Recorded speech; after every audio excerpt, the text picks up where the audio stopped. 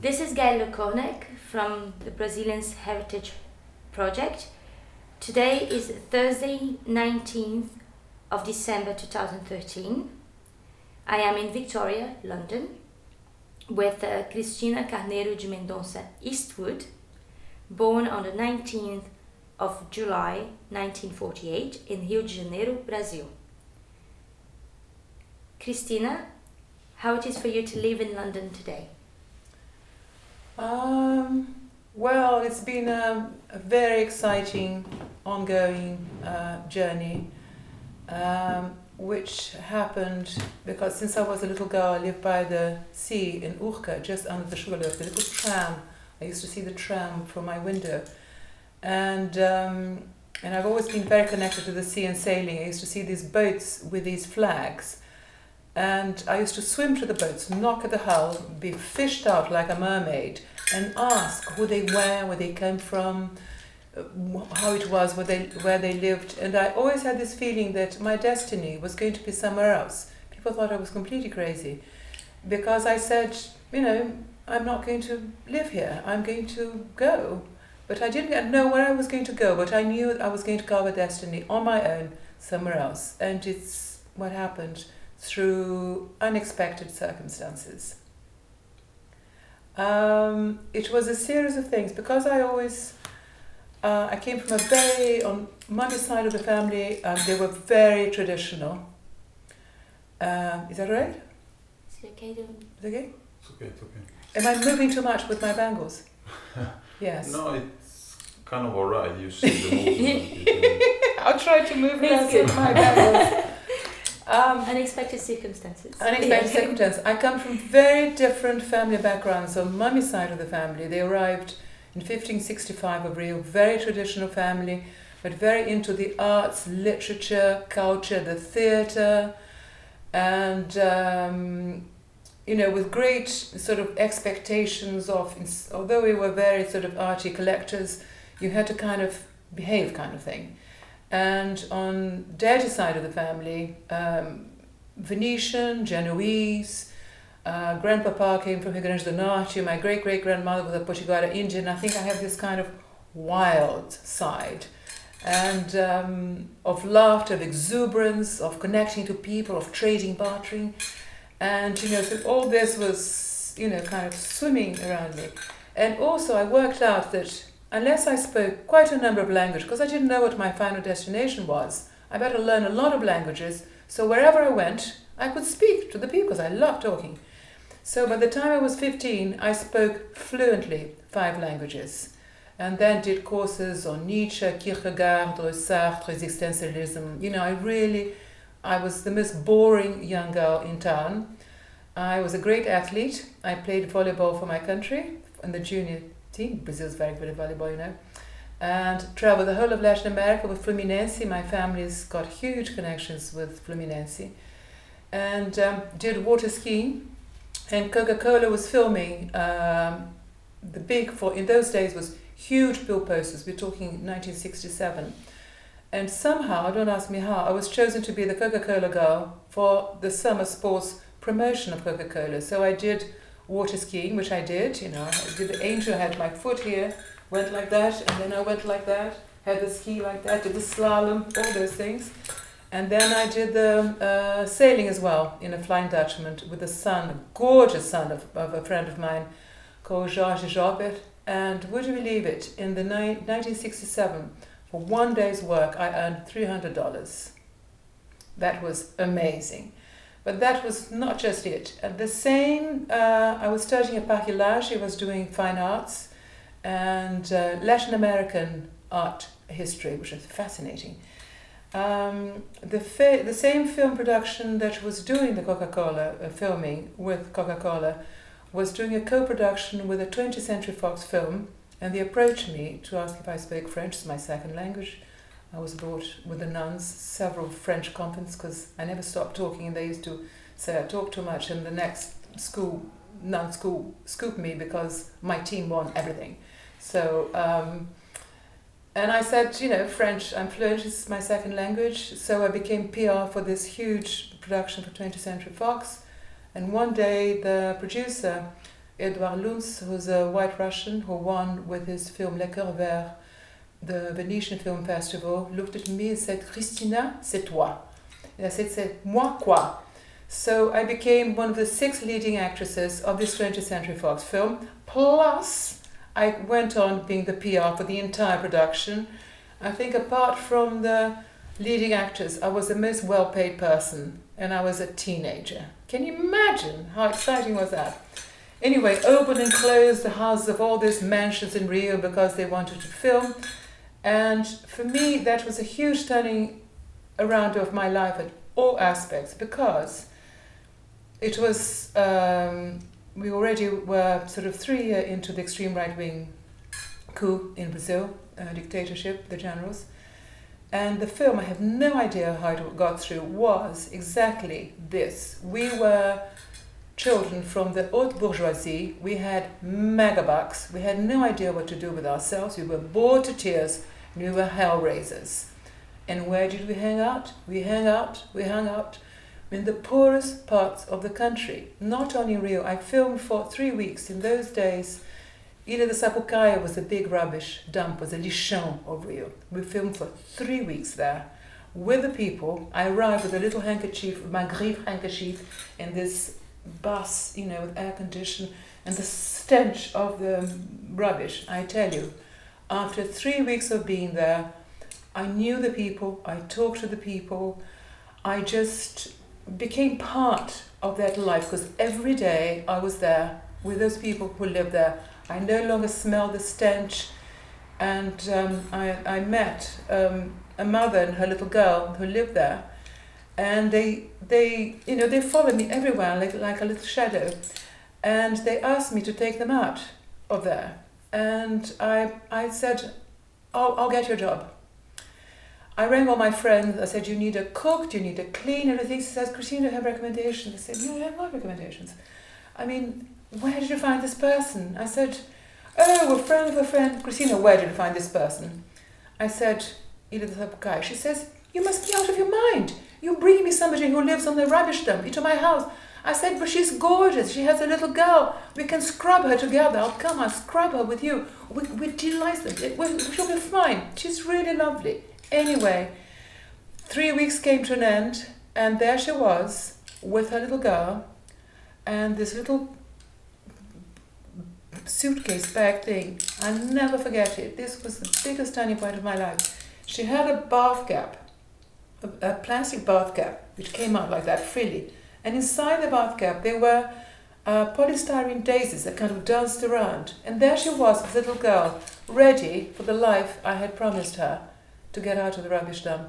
And nobody had accepted to take her. And I couldn't take her. And I had to tell her that my friends wanted references. I couldn't give references, and I couldn't take her. And then I said to myself, you know what?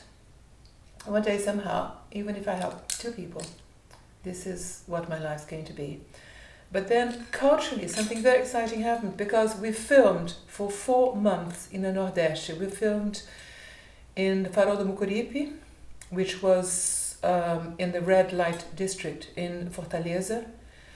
We filmed in Majorlândia with a fisherman. Again, a fisherman offered me the little boy to take and give him a life. I couldn't take the little boy.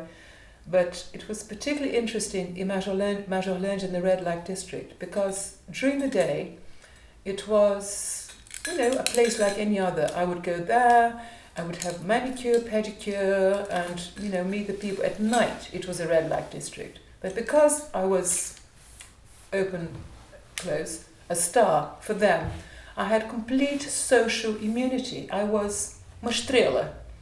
So they just adored me. And during the day, one day they asked me, the ladies of the night at night said, Cristina, please can we cook for you? I said, I'll come in the day, because we filmed at night. So I said, I want a galinha molho pardo. This sounds disgusting, but it's divine. It's the chicken, cut the head, get the blood, cook the chicken in the blood. Oh, I love it. We had it at the farm, and the chicken was cut behind the banana trees when we were hiding our eyes. Anyway, they cooked this, about 3 or 4 of these ladies of the night and the madame. So there was I having my galinha montopado, and a pimp comes, this very kind of macho pimp, to the ladies and starts ingratiating himself to me, saying, a estrela tá aqui, e qual é? Kind of thing. They stood up, they put their hands on their hips and said, how dare you? Chega com isso, sai pra lá. Saying, Cristina is our guest of honor. Don't you dare. You know who we are, you know where we come from. Don't you dare have these airs and graces with her. We command respect for Cristina. I was just flabbergasted by the way they protected me and the way they acknowledged the life they had. And I had this kind of fairy life. And I was sharing something with them, which was very precious. And that was, again, a great lesson for me, because these days, if I'm working in one of the comunidades in Rio, they say, oh, this crazy surname you have. And I say, you know what? The doors have always been open for me. But with this, and with my heritage, we can walk through together the doors that have always been open for me.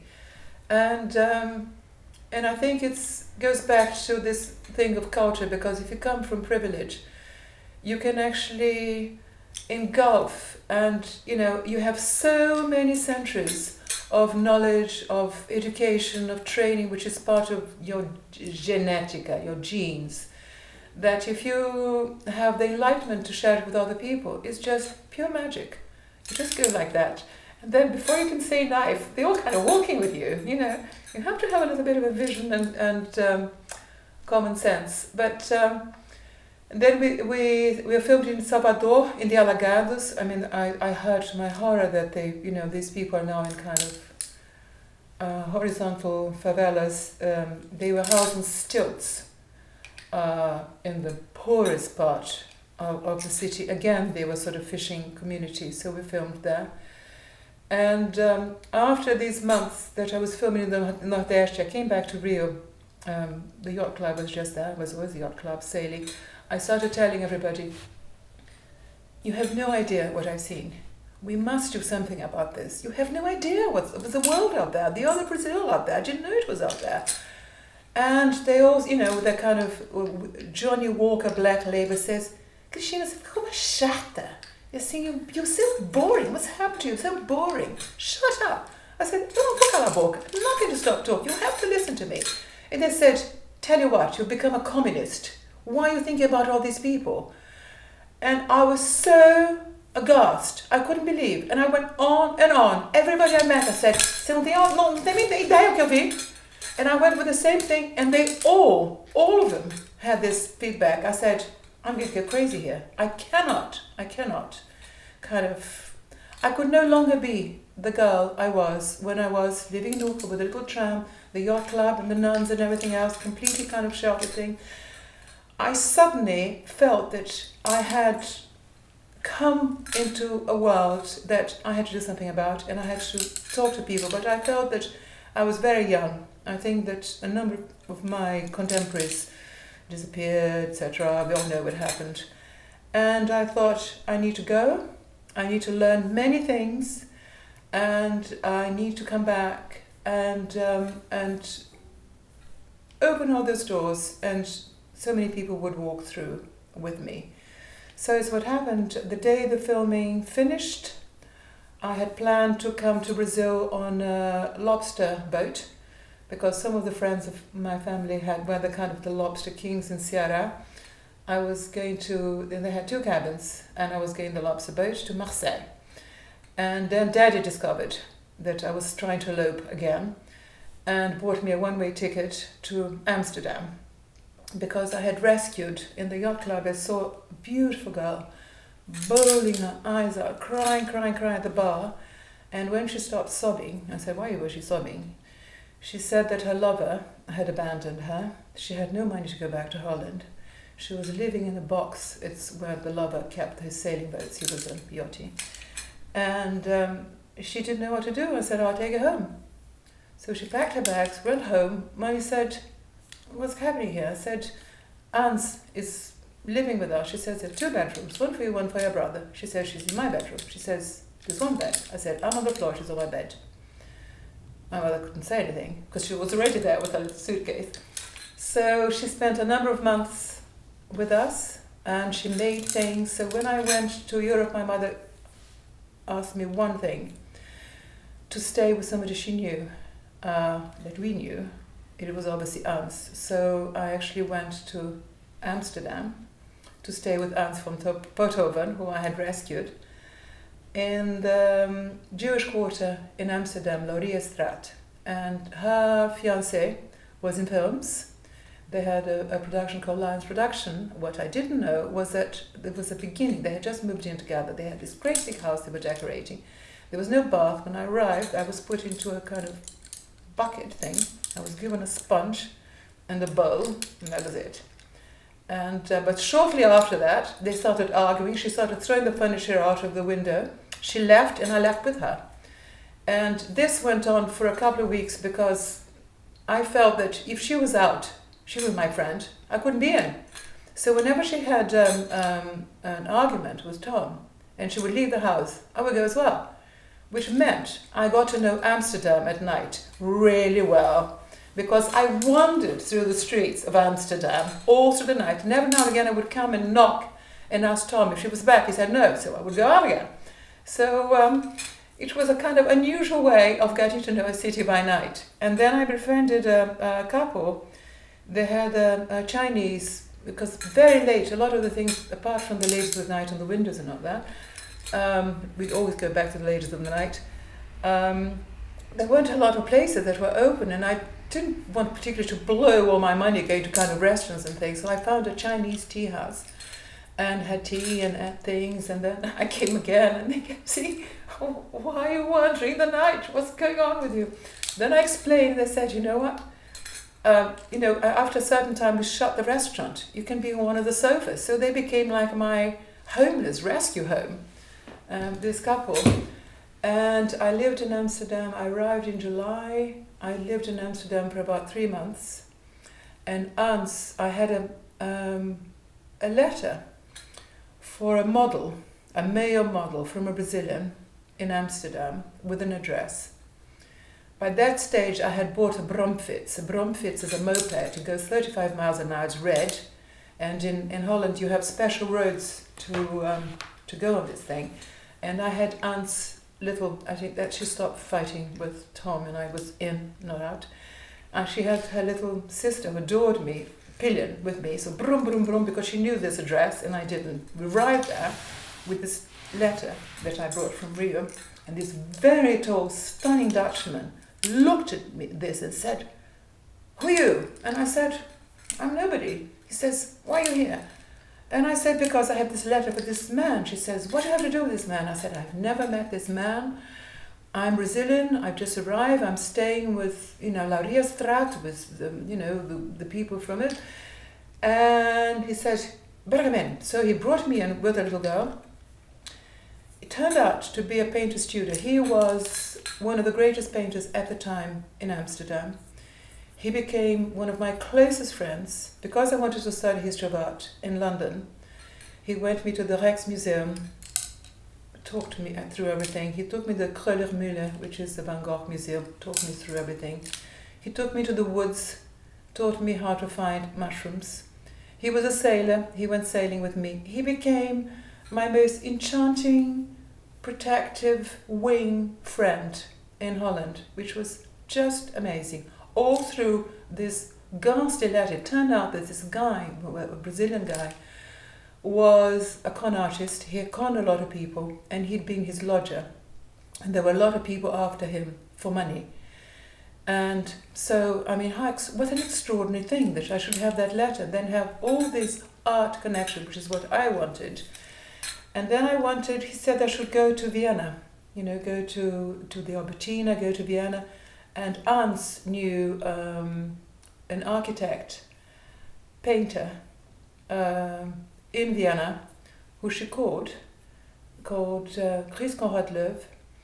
And I put my little Bromfiets on the train, and after quite a few months, I did something else very exciting. One day I went out to my little Bromfiets, the sun was shining, and I told Ans I was going to feed the ducks. I had worked in the Drosje chocolate factory because I thought, regardless of how many tens of thousands of dollars I had, which I had earned in traveler's checks or Davis traveler's checks, if I don't put it in, it would finish. It was different in those days. You wouldn't be arrested if you worked somewhere. The Dutch were very happy to have, alternative labor. And I ended up in the Drosje chocolate factory in the production line. It's a hilarious story. I had to leave at 5, I had to be at the factory by 6, and I tell you, I couldn't eat chocolate for years. And the big chimneys were billowing out. And I discovered that a lot of the workforce were Portuguese and Spanish, and me.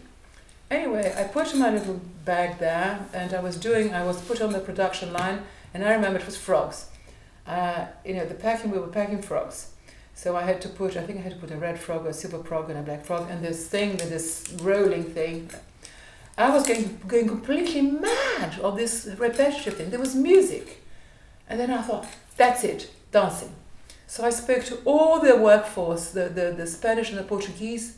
Vamos dançar, pessoal, vamos dançar. Vamos lá, eu tô ficando louca, vamos dançar. So before the management could say knife, all the women and me were dancing. And we were kind of putting the frogs and everything else, and then I was called to the management. And they said, what's going on here? I said, nothing's going on here. And she says, you got them all dancing. I said, is it a crime? No. He says, but they mustn't dance. And I said, is that a statute? Is there something? I said, I want to see it. And I need an interpreter to see it. Because it's sort of self-expression. And so they got, okay.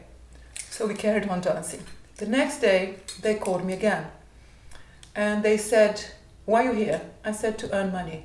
He says, no, you're not. Who sent you here? I said, nobody sent me here. They said, you're a spy. I said, a spy? Why am I spying? And they said, you're a spy. And I said, what are you talking about? She said, do you realize you have in your wallet 3 months' wages? What are you doing here? I said, oh my God, am I carrying so much money? And I said, how do you know about my wallet? She says, it was lost and it was handed in. And I said, oh, is the money still there? Yes. And they said, well, if you're not a spy, you better not carry so much money. And I thought, woof. Anyway, in all this, I befriended one Dutch girl who was studying there to fund her university course. She came from Utrecht. And we stayed in contact. She says, if you ever want to go around Holland, come and see me in Utrecht. And I'll do you a map, with you in your bromfiets, and you go around. I went to see the ducks. I remember my girlfriend from the chocolate factory. I was not working there anymore. I said, I'm going to Utrecht. Prr, prr, prr. Went on my little bromfiets. I had never read a map in my life. Although they had the little ways for the moped, I ended up on the motorway all the time. The police would go, wah, wah, wah, and talk to me in Dutch. I said, I don't speak Dutch, I speak English. And they would say, you can't be on the motorway with this moped. And where do you want to go? So they would put me back in the thing, but because I couldn't read the map, and because I couldn't read the roads, I would enter. In the end, they put my moped in the back, and they said, we'll take you to Utrecht. So I went the police car inside of the cab with my thing in the back to Utrecht. Saw my girlfriend, stayed with her, and she made a plan for me. And I spent 10 days traveling,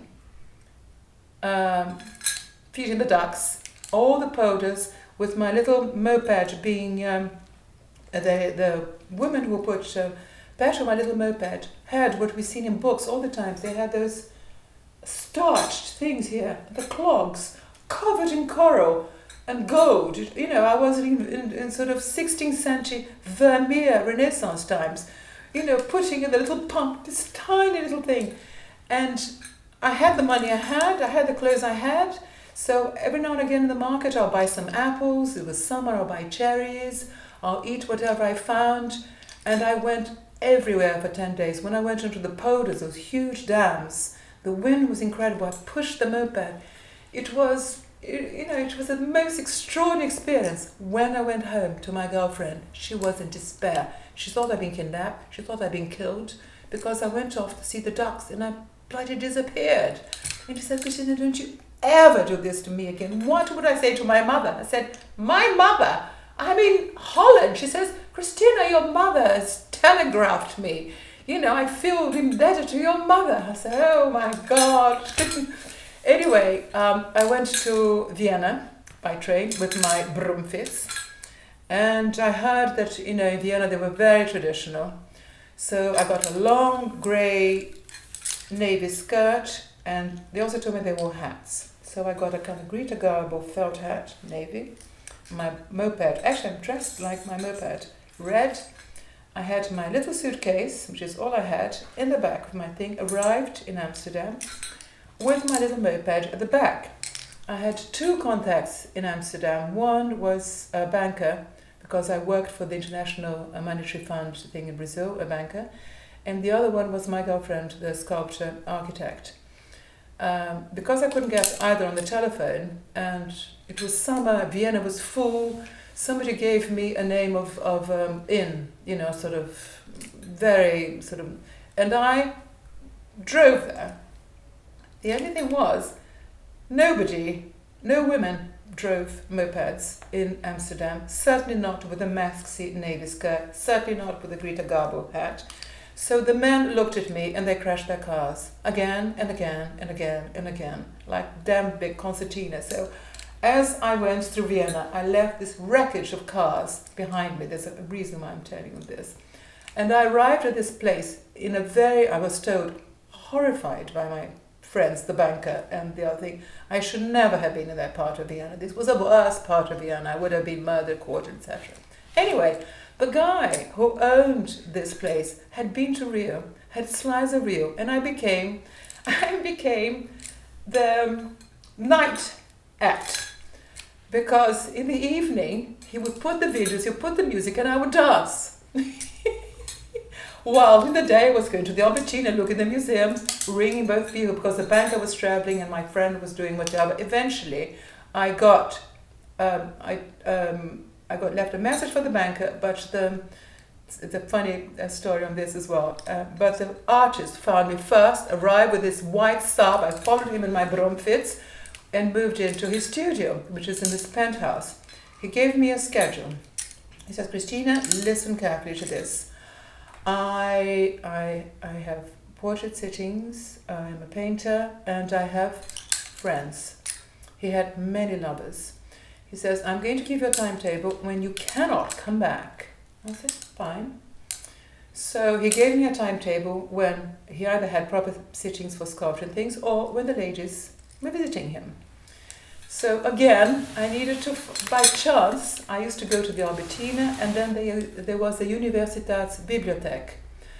And because I couldn't go back, I went to Universitas Bibliothek to study, to read after I went to the art exhibition. And there was somebody called Professor Walter Pongeratz, who, rather like my Dutch friend, completely adopted me. And because they had a lot of the original drawings of Leonardo, Michelangelo, all the sort of fine artists in the Universitas Bibliothek, which he would bring for me, the jurors, to see. And he would talk to me. And in Vienna you have endless hours, so you have what they call the Viennese coffees, you know, you just sip coffee and you talk. And my friend Kurt Radlöv, every afternoon, I can't remember which, it was about 5, we'll go to a konditorai called Konditorai Aida, where politicians came, antiquarian book dealers came, the aristocrats came, and they looked at me, and they started this avalanche of words. And Kurti would look at me and would say, Cristina, another of your casualties. They crashed their car looking at me when I was arriving in Vienna. It was hilarious, absolutely hilarious. And Kurti said, Cristina, you always create such racket where you go. I said it was completely unintentional, you know. And for 4 years ongoing, every single year I used to go to Vienna for the vendange, stay with Kurti, and go to all the places for the wine, see all these incredible people that I met. And from there I went to Paris and stayed with the photographe de Plateau. It was a photographer who was on the stage set, who lived in Barbès-Rochechouart. Again, I went to the Jeu de Paume, I went to the Louvre, absolutely everywhere. I worked as an interpreter. They had an international food fair, for the Brazilian stand, English, with more money in my pocket to kind of hang on to my dollars. And from there, I took the train to England. I had two contacts. One was a banker who I had also met. I forgot about the French thing. I had an amazing contact in France. When I was doing doing my water skiing training in Rio, there was this very smart launch, motor launch with everybody, all these kind of guys here with, lots of lapels and things bobbing along. The damn thing had broken down. So I kind of got off, my instructor, and I said, we need to rescue them. I arrived there, and who was in that launch? The guy, he was called Monsieur Grandval. He was the head of the biggest shipping French company in the world called Les Messageries Maritimes. He was on his way to the Marina to see the admiral and the minister of this and that and the other from the yacht club with all these people. And I got him into our little thing, in my bikini, my kind of gear. He was kind of, wow. Of course, I speak back more French. He said, mais c'est incroyable, mademoiselle. Je suis au milieu de la baie de Rio, complètement perdue, nardée. Et une fille extraordinaire qui parle parfaitement le français vient ici. Mais c'est incroyable. He gave me his card and he said, when you come to France, whatever you need, come and see me. I'll do everything for you. I said, sûrement, ça va se faire. Anyway, he lived in Neuilly, in the most beautiful house you've ever seen in your life. And when I went to visit them, and I stayed a few days, they had their own vineyards. The entire family was there, and we were in the cave labeling the wine, for his cave. And I saw snow in his orchard for the first time in my life, and I saw apples in a tree in his orchard for the first time in my life. And so I had, this great, great friendship. Whenever I went to France, I would go and see Monsieur Grandval and meet the family and stay in this incredible house in Neuilly. Anyway, from Paris, I went to London with these two contacts. One was the actor James Fox. I had been his interpreter, and Edward Trevor Howard.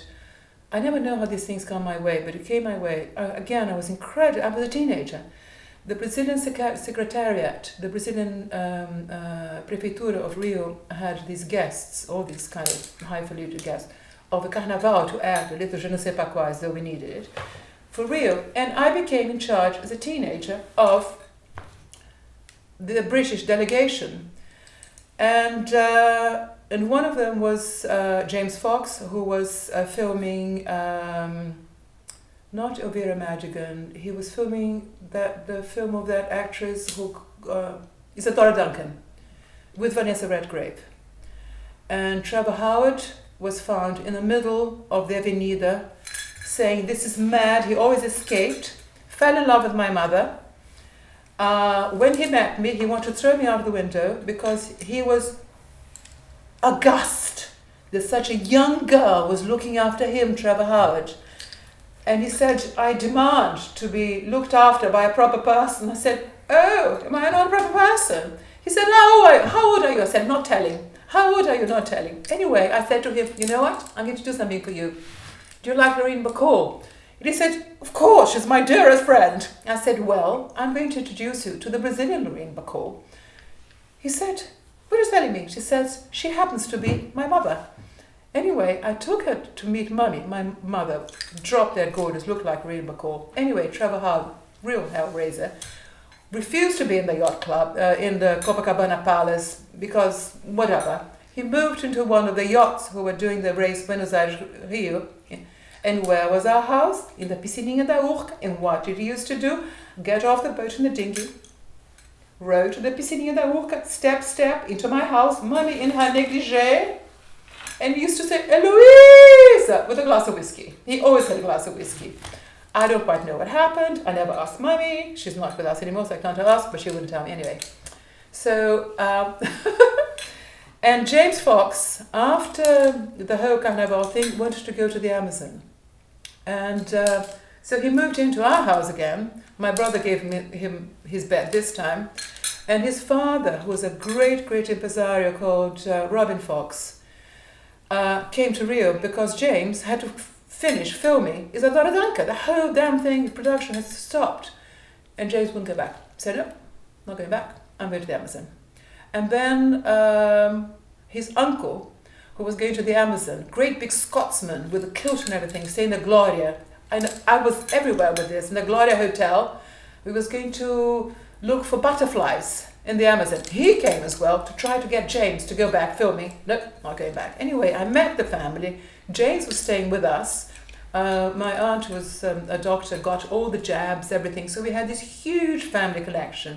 And the other thing was that he hadn't said that he had been deep, deep, deep into drugs. I mean, big time. And Brazil ended up being for him a time of great regeneration and goodness. For him, he just went, you know, this is wonderful. And there's more to life than whatever was going on there. And he became my very, very close friend. So I had his address and the banker. So I came with a suitcase full of paper. I thought, well, I can make butterflies, I can make flowers, because I make things. How old were you? I was 20. And so I arrived by train. Of course, nobody told me about the kind of going through the border thing. And so they opened my suitcase. Apart from a handful of clothes, I had all this paper, colored paper. And they said, what is this? And I said, I make things. He says, what are you going to make? I said, flowers, butterflies. Then I suddenly remembered that I wasn't to say that I was going to make any money, because I would be arrested instantly. And I said, he says, no, because, I have lots of lovely friends. And as I'm a student, when they give me hospitality, I have a number of friends. I make things for them and I give to them. They thought that was very enchanting. And they wanted to know who I knew. I said, well, I know two people, because one, I work with them, and the other one, because he stayed with me, the actor James Fox. Ooh, well connections, young lady, and a banker. And I want to perfect my English here. I'm traveling in Europe. I was told I was not to say that I was going to stay here a very long time, otherwise I'd be arrested instantly and sent home. And so I called James, and we started looking for flat hunting for me. But don't forget, I had arrived from Vienna. Long woolen skirt, felt hat, no makeup, maxi, and London was swinging. Nobody would take me. James would take me around in this Lagonda, and they took one look at me, they looked me up and down, they had false eyelashes, nail varnish, one on color, either hot pants or little mini skirts, so I was looking like a nun. And James said to me, Aunt Cristina, this is a disaster.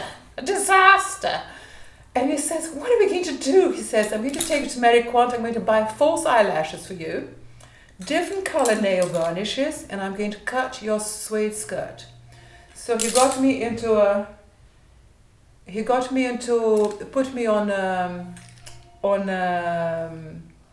a stool. We have to take, the phone is ringing. Maybe we just wait, Yeah, we'll that's stop. Okay. If you Yeah. Stop. Sorry about that. I thought I'd switch it off. So I stood on a stool. He got this great big scissors and he cut my suede skirt, put false eyelashes on. I painted a nail, one each color, and off we went to the Lagonda again. But then something happened. I saw a few flats. They had already taken a flatmate in the last place. Because the other thing he did, he looked in a newspaper and he got the postcode. He said, you can only be SW3, SW, Victoria was a no-no place at the time, SW6, so you can be in Chelsea, Knightsbridge, Belgravia, that's it, Cristina, that's where you can, the only place you can live here. And he got, I can't remember whether it was SW3 or SW6. Anyway, the last address which he had marked for me was in Stockwell. This girl was Scottish. She was a teacher. She was a geography teacher. She took one look at me. She said, oh my God. And I said to her, I don't actually usually dress like this. And she says, well, I hope not. No man here, you know, you can't bring any men here. And I said, fine, I haven't got a man. And she said, and I don't think this is going to go down very well in this neighborhood. I said, fine, I'll go back to my skirt from Vienna. And she says, you know, I'll take you on. He wanted to die, signed a 6-month contract, paid up front. He wanted to die. She says, I told you, you know, XW3, XW6. And I said, but James, you chose me. She says, Cristina, this is a disaster. You mustn't tell anybody you live in Stockholm. And I mean, oi, kijk een vinger hier. So, Cristina, why did you decide to actually stay here? Well, I had this complete determination that I wanted to learn something so that I would share my learning in Brazil. And because I come from a very sort of artistic family and history of art and the visual heritage for me is very important, I wanted to go to the Courtauld Institute because I knew that was the place. Now, Nick Sirota studied with me, who's the head of Tate now. I mean, amazing place to study. And so I actually went to the Courtauld Institute. I think that year they chose 14 students out of 1,400. Because I didn't understand the system and I can't fill up forms. If you give me a box for something, I put something else in the box. A complete disaster. I cannot fill up forms. Anyway, they had rejected this and they gave me an interview. I asked for an interview. I knew everything about Masastro and Mantegna. I wasn't particularly very hot on Michelangelo at the time, but I knew a lot about very amazing painting. But you know, they thought it was so extraordinary, my knowledge and my desire. And I remember telling them, please take me, because I left the hammock and the coconut trees and the whole tropics behind, because this is my destiny. I must have this destiny. Anyway, they took me. And I made the best connections for life in the Courtauld Institute and the best knowledge for life, because all my summer holidays I worked for a travel agency with Italians, Mexicans, Brazilians, about a month and a half. In a month and a half I travelled by train everywhere, and bicycle, wherever, looking at things, talking to people, making notes, learning. And the kind of people that were at the Courtauld were very, very unusual. Some actually, one girl actually ended up committing suicide, had to kind of fight their family to be educated because, you know, they had so much money, they had so much status, they were not allowed to be educated. It sounds unbelievable in the 60s here, but it did happen. One girl who was with us and we lost was like that.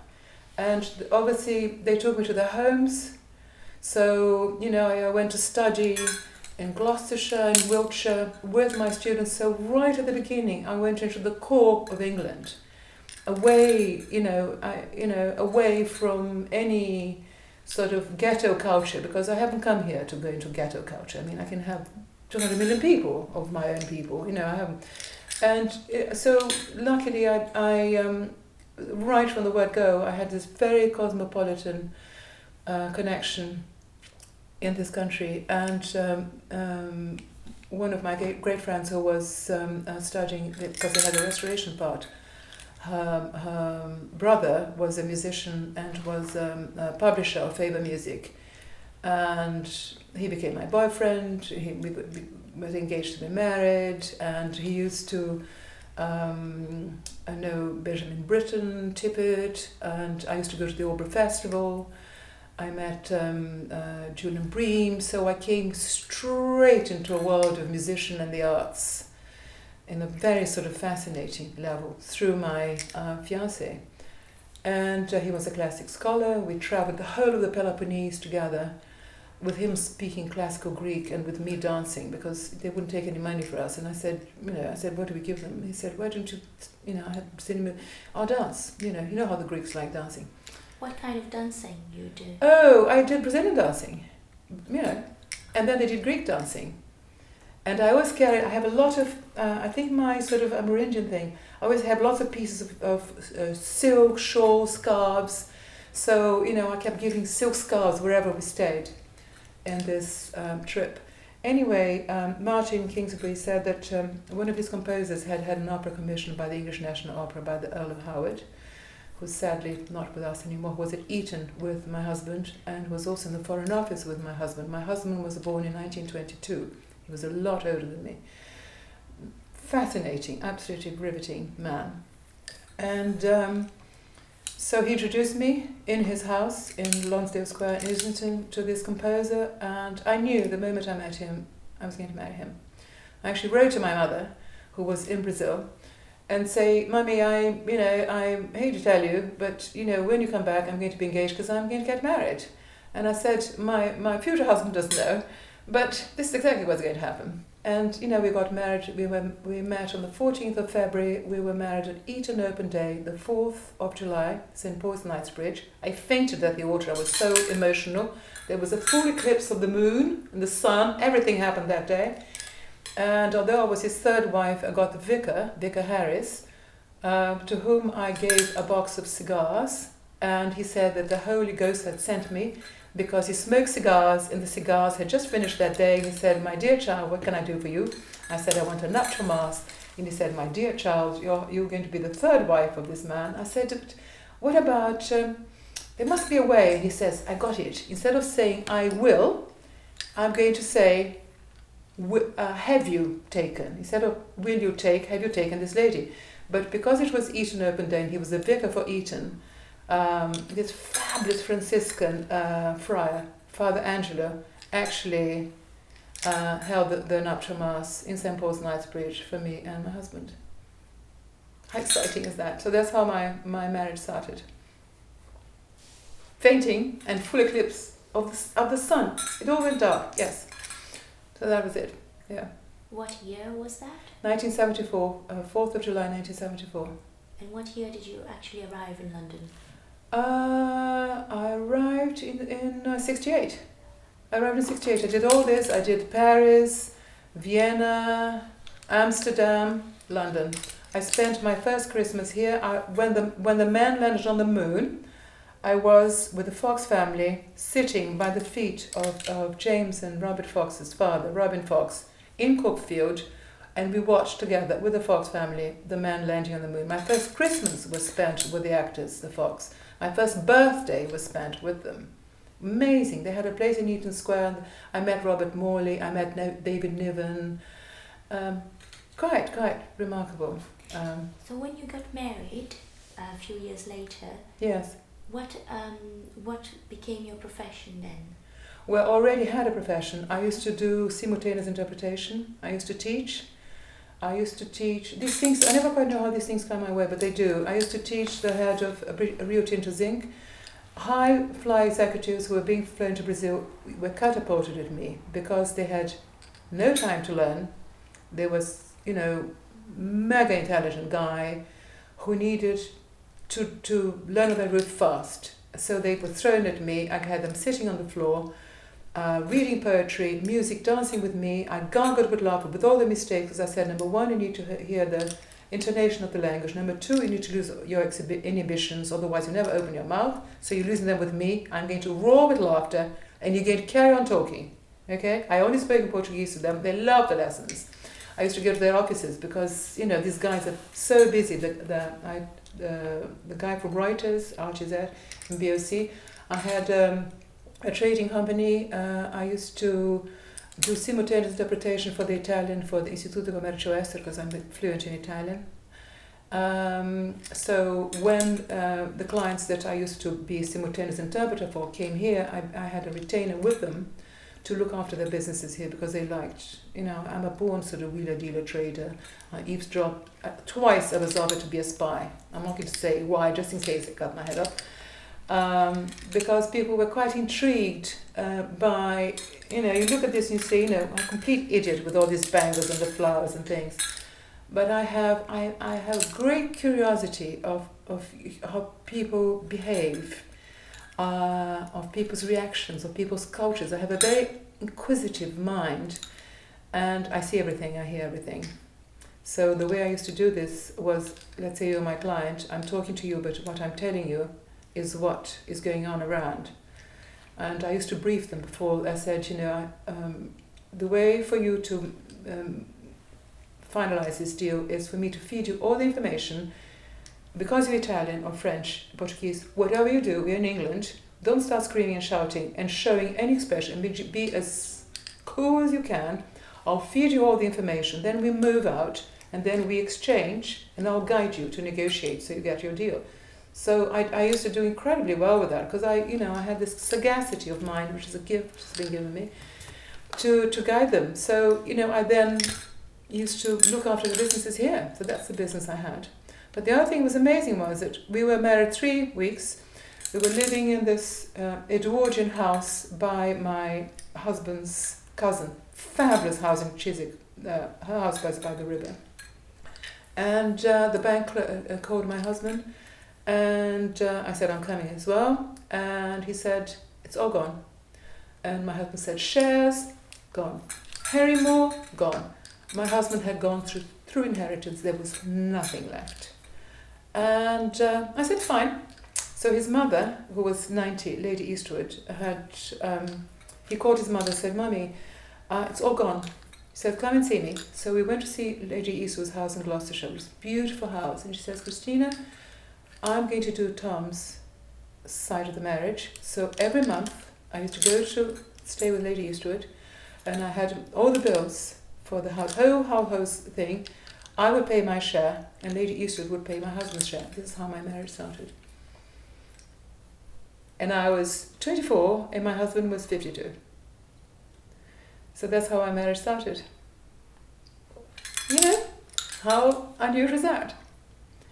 And then because he worked all night long, we moved to the country where I still am. And we all, with a group of friends, because he'd sold his piano, this Bechstein was going to be restrung and somebody gave him £100 because the guy wanted to have a harpsichord. He banked it, he lost his Bechstein. He had no piano when I met him. He had to write an opera. How do I write an opera without a piano?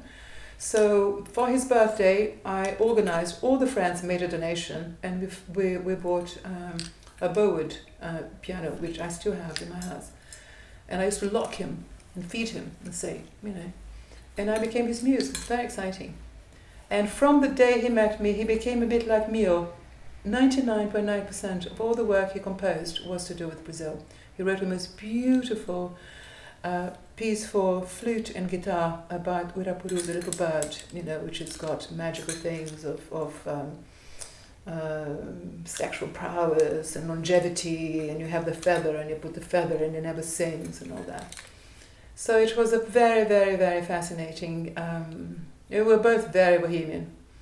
And sometimes we were on nettle soup because if there wasn't anything, I learned that St. Francis survived on nettles. I had these very heavy duty gloves and you only take the two top. So I used to make nettle soup, nettle souffle, and there was a chicken factory near us in the first house we were in Wiltshire. So I used to get deformed eggs for very little. And so, I was famous for my souffles and my nettle soup and everything else. And I learned to survive on whatever. And then did simultaneous interpretation for the EU on fisheries. I learned all about fish. And then the children started coming along and I worked as an agent for a French designer. I learned a lot about the fashion industry. She used to manufacture in Italy and in France. And when she married a rich English banker, and I told the clients that, it's finished. They said, don't be ridiculous, You do it, Christine. I said, it's not an alternative. You do it. Because they loved it. I told them all kinds of crazy stories. They roared with laughter with me. They wanted the fun to carry on, And I started making my own collection. I went to Venice. Nobody would teach me anything. But because I had Italian collections, I met the mayor of Venice. Because I used to interpret also for the Radio Televisione Italiana. Sandro Paternostro, Sicilian, used to give me... I met Fellini. I was interpreter of Fellini. He was researching a film on animals in captivity. I went to Woburn and Longleat. And so I met the mayor of Venice. He gave me a Vaporino. I told you, these things always come my way. I had my own little Vaporino. We went to Venice, he introduced me to the head of Vivarini at the time. And because the Venetians wouldn't sell to me, because I didn't have any connections. So the way I did, the head of Vivarini wanted antiques Venetian antiques from London. So I paid for all his Venetian antiques in London. We never knew who owed money to whom. He bought all my components of Venetian glass, and I started my career making Venetian glass necklaces. I still have a few. Developed my own technique because they wouldn't teach me. In my kitchen, with beautiful oyster dishes from Lady Eastwood, and I used to do craft fairs as an artisan. And one year, Macy's, which I read on the papers going through rickety times, saw my little collection of Venetian glass and fell in love with my earrings with little birds and flowers. And I think they ordered 3,500. I worked alone in my kitchen with my oyster dishes. So I went through I live in a village. I went through all the houses and asked all the students whether they would consider coming to my house after school to work with me in my kitchen. I would pay them X per earring. This is how my cottage industry started, on my kitchen. And from then on, I never looked back. I did from that, I started working with fabric because I always had my clothes made for me, because I thought in the country I knew people who made printed fabrics, and then my seamstress started running a whole sort of fabric side of my business and my hats, because the big stores that had men in tails serving suddenly it was a supermarket, and you can't sort of scavenge with this. So my business was dead, and I had to move into fabric. I can't sew, I can't cut, and I can't draw. And I had cottage industry with 50 women sewing for the business. We exported to 15 countries. We sewed to Isetan in Tokyo. I did couture, design, ready-to-wear for Isetan. I sewed to Harrods. I did mother and daughter, mother, the bride. I did Liberties, Harvey Nichols, Fortnum & Mason, Saks Fifth Avenue. We sewed, I had a lot of shakers. I sewed a lot in the Middle East. I used to go to New York 4 times a year, do the Jacob Jabbis, and I used to do the accessory show. And Paris twice for the Pret-à-Porter. And in those days we had an amazing show in London called the London Designer Show, where designers from the whole world. I met Fiamma Ferragamo, who adored me and my work. I designed a whole collection for Ferragamo for shoe accessories. I did shoe things. And then Princess Diana had one of my little bows in the back of her, not her, but somebody sewed this bow in the back of her stockings. And then it was a furore. I mean, I made tens of thousands of shoe bows because of this little bow of Princess Diana. And when she went to Emperor Hirohito's crowning, I used to do a lot of work with Herbert Johnson.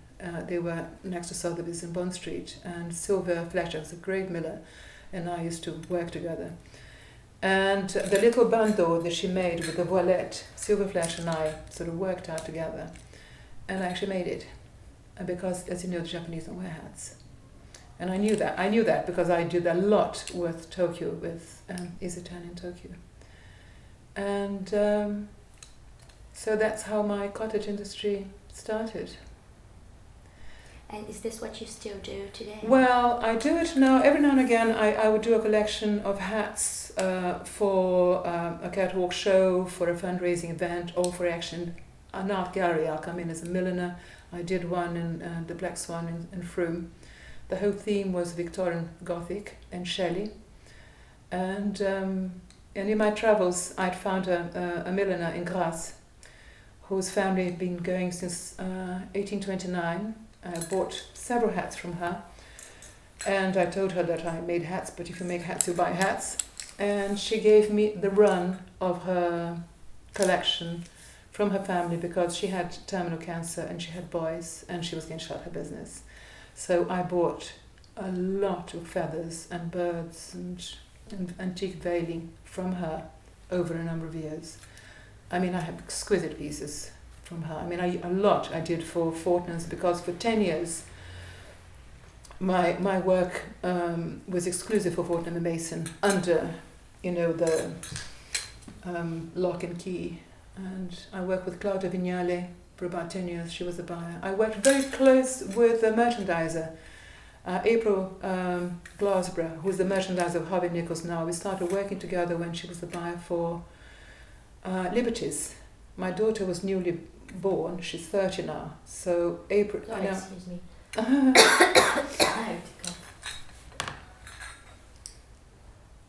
I have this gift to sort of forge creative partnerships with people and launch. The other thing we used to do in Harvey Nichols is they would say, Cristina, what are we going to launch? I remember one year I said, let's do Russian. Russian what? I said, Russian hats, braids, muffs, cuffs. I kind of think on the hoof, you know. It was amazing because it was all mock feathers, mock beaver, mock astrakhan, and it was an astounding success. Absolutely astounding success. So it was very exciting to be on the crest of the wave and launch. And in 1989, I was designer of the year at Harvey Nichols, and I spent a week there on the ground floor with my collection all around me and all over the store. And I think it was quite a kind of big achievement of my life to do that. Do you have any dreams for the future? I do. I've just come back from Brazil and I worked out I have to kind of rethink professionally the bureaucratic element of me to do what I want to do, because Sebrae is an amazing organization. I went to the Feira do Empreendedor. There were tens of thousands of people there, and they foment the individual, the entrepreneur, the artisan. But with me working here and having an NGO working with the comunidades and working with artisans in Brazil, they can't contract me unless I am a consultant. So my plan is to become a consultant with a Brazilian so that they can actually contract me to run the project, because I'm a great kind of people's I'm a little bit of a pipe hyper. You know, I have the gift of getting groups of people together, of identifying skills in people, and then I have all these crazy visions and ideas of cultural heritage, giving names, because I'm very literary. It helps a lot. I always start with giving a title, a concept, and a history of the collections I make. I always tell a history. This is why the buyers love me, because I told a story. I once did, I think my craziest story was Sartre, existentialism. I went to sell to Selfridges this collection. She had just come from electrics in the basement, and I showed her this collection, which was black and white satin, just black and white satin. It was all wired, and the wires were either two question marks, or you turn them, they turn into a heart. And I started talking to her about Simone de Beauvoir and Jean-Paul Sartre, and I told him about to be and to have. I tell you, this young lady dissolved into hysterics, started screaming, saying, I thought I was buying hair accessories. I want to go back to electrics. I can't cope with this. I'm going to have a nervous breakdown. I can't cope with this. And then I had this other collection, which was Ode to les Impressionnistes. It was inspired by Monet, Les Lanfeas, and I was speaking bloody French. And she was crying again. I said, you know what? I won't say anything, just we won't speak. Put aside what you like, I'll go away, I'll put an order, because I've been doing this for a little while, and then I will speak again. I will not speak French, I won't mention any philosophers, I won't mention any painters, and we go through the collection together. We just think about things, because I thought she was just about to lose it. And came back, and we did that. When she got married, I made her hair piece. And she said to me, you know what, Cristina, you were the only one. I've been bored to tears. All they sell me is bloody hair accessories. And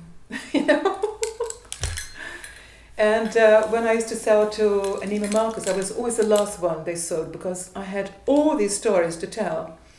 And in those days it was a Polaroid, and the buyer, because it was brilliant, then the Export Knitting and British Council, it's become the Council for Fashion now, used to get the best of the trade, and I was the best of what I did, which was accessories and hair accessories and hats. To see the big buyers. So I used to see the buyers from Neiman's, from Lane Crawford in Hong Kong, the Japanese. They used to have us all coming to see the buyers in the gym who flown in especially to see us, they used to consolidate the shipment, pay us up front, and ship for us and help us with all the things, because there were incredible amount of paperwork. I had to have special labels for America. But the buyer from Neiman Marcus used to have a Polaroid and used to dance without shoes on the table. He said, Christina, this is crazy, with me, because I used to tell all these stories about these things, so they had to hear the story. Before I showed anything, I told the story. And then I would show this piece. And the piece that I sewed most of in the entire life, is, I don't know what you want to describe me as, was called What the Hell. I'd had major hiccups in my life. Very often I echoed what happened in my life with my collections. It was because the cash flow of the business was quite low at the time. We had lots of netting, we had lots of bits. So I concocted these pompons made of netting, which cost 5 pence, with pipe cleaners, which we turned into little sort of pig's tails, with coconut little horns, which we painted, little wooden things which we painted, and then you had these crazy pom-poms. I tell you looked at these damn things and you laughed. And then the story I told about the what the hell was, you discovered that your husband was going out with your best friend. Your son or your daughter, who'd been studying and was just about to finish the studies, had flunked the exams, had to go again. You had this freezer, and you had planned ahead, and you had half a cup, the sheep, the pig, everything else, and the most amazing delicacies. Lights out, the whole thing was lost. Boom. And your fridge had exploded, you had no electricity, but you had what the hell, which was on the top of the fridge that no longer worked. You know, everybody was coming. God knows about the husband and the son. You put this on your head, you got out of the house and you say, what the hell? And they say, show us, show us. I tell you, Neiman Marcus repeated it twice. I mean, isn't that just delirious? Absolutely delirious. Yeah. But this is how I create. The other thing I discovered is, again, with wonderful, wonderful April Glassborough, because I like a lot of the ballet. And one of the first records I saw as a little girl was Stravinsky Firebird. And I created this collection with shocking pink and dark feathers, because if I saw a collection of something, I still have 15,000 buttons. I saw all these feathers. It immediately invited me with Stravinsky Firebird, bought the lot. And then I worked with shot silk, and they're a little bit of a sort of Japanese thing, kind of crescent moons and these things. It's Stravinsky Firebird. Nothing. Next year I thought, haha, I expanded the collections, did things, showed it to her, and she said, Cristina, this is one of the most beautiful things I've seen. What did I discover? That when you're not ready to see something, you don't see it. And I said, April, I showed it to you last year. She said, don't be ridiculous. And I thought, no, shut up. Because that's very fascinating. If people are not ready to see something, they don't see it. If they're not ready to understand something, they don't understand it. And you stay there talking. There's a timing for things. I discovered that. It's a very special timing for things. And I feel that, you know, all this knowledge I've acquired, and with the organization, particularly what Sebrae now has in Brazil, I feel I can do a lot with the timing. And I need to rethink, you know, I have my NGO, I do this work, but I have to rethink that professionally to actually achieve this. I need to get into the mold. I need to somehow have a consulting company in Brazil where I will go to Artesanato do Cerrado, I go to Sergipe. I would still work in the comunidade, but I think that o interior, I can do a lot in the interior do Brasil, as well as working in the comunidade, which I love, which is my next big phase, spending January, February, March, April in Brazil, and the rest of the year here. And then have things that, you know, with amazing nucleus of people, quality control, production, out into the Brazilian market and overseas. And I'm very ambitious. On that note,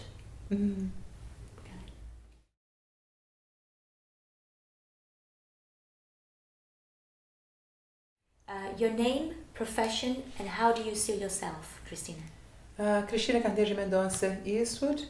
Eu sou bandeirante da cultura, da criatividade e da oportunidade das pessoas, sobretudo quem não teve a possibilidade de ter um histórico de portas abertas que eu tive, para que eles caminhem comigo e sem a minha presença, e que as portas se abram.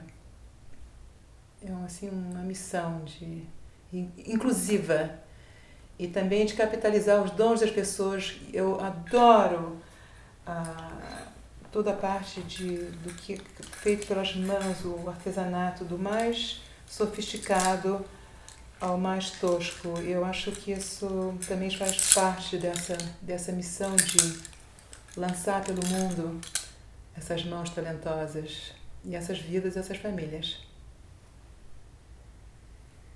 Obrigada. A gente passou pro português agora, né?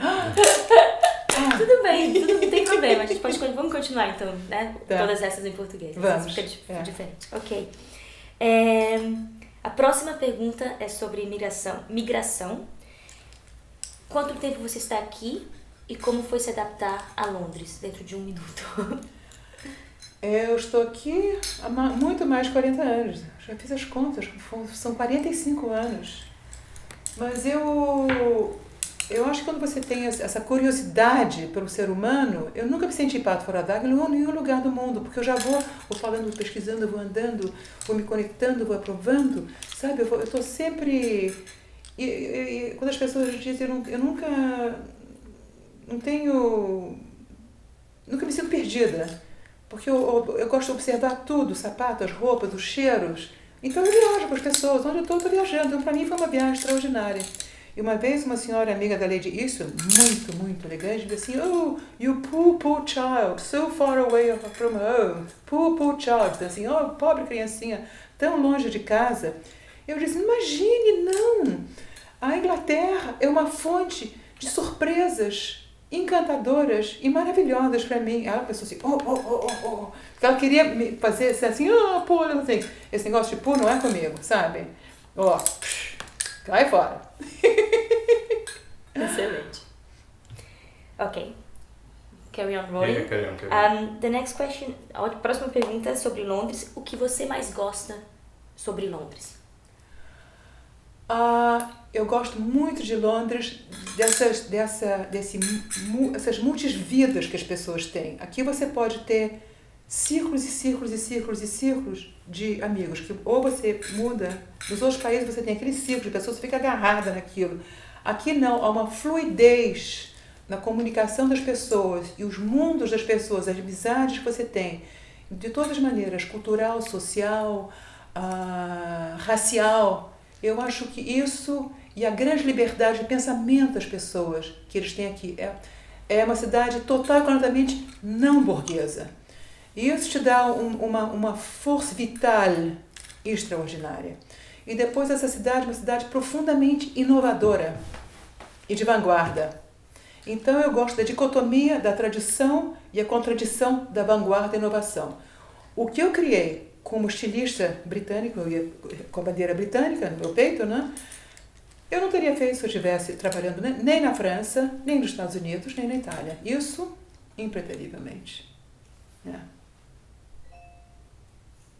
Perfect timing, huh? Okay. Great. A próxima é sobre o amor. Uhum. O que é mais importante para você e por quê? Olha, eu acho que a coisa mais importante é a amizade. Eu acho que não só entre pessoas, mas entre... Tá bom, tá. Vamos fazer isso depois a gente acaba? Como você quer fazer? Você quer parar? Faz esse e a gente acaba, Ok. Então vamos lá. O que é mais importante para você e por quê? A amizade, no relacionamento, eu acho que o carinho. Porque a doçura de uma pessoa com a outra. Isso, para mim, dentro do amor, é o mais importante, porque é como se fossem os alicerces de um relacionamento bacana, né? Que vale realmente a pena. Qual foi o momento mais difícil que você passou aqui em Londres e como você o superou?